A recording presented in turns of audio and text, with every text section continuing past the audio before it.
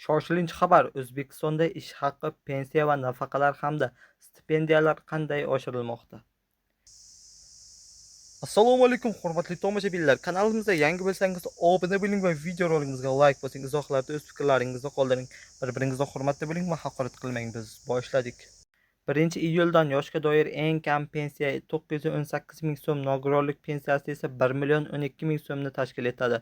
1-avgustdan ish haqi hamda stipendiyalar miqdori ham 10% ga oshiriladi.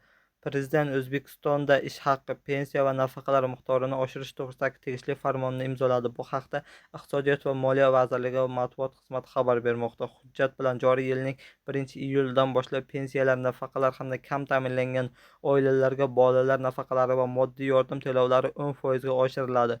Yoshga doir eng kam pensiya 918 ming so'm, nogironlik pensiyasi 1 12 ming so'mni tashkil etadi. 1-iyuldan pensiyani hisoblashning bazaviy miqdori oyiga 471 ming so'm etib belgilanadi. Kam ta'minlangan oilalarga bolalar nafaqalarini har oylik miqdori quyidagicha etib belgilanadi. 3 yoshgacha bo'lgan bitta kichik farzand uchun 360 ming so'm, 3 yoshdan 18 yoshgacha bo'lgan bitta farzand uchun 275 ming so'm, oilaning ikkinchi farzandi uchun esa qo'shimcha 165 ming so'm, oilaning 3-chi va undan keyingi har bir farzand uchun qo'shimcha 110 ming so'm etib belgilangan. Kam ta'minlangan oilalar uchun moddiy yordamning oylik miqdori 420 ming so'm etib belgilangan. 2025-yilning 1-avgustidan boshlab byudjet tashkilotlari xodimlarining ish haqi va stipendiyalar miqdori ham 10% ga oshiriladi.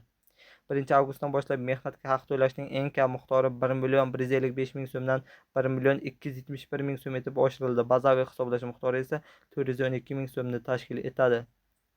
Shu bilan yangiliklarimiz o'z nihoyasiga yetdi. Kanalimizda yangi bo'lsangiz obuna bo'ling va videoroligimizga like bosing. Izohlarda o'z fikrlaringizni qoldiring.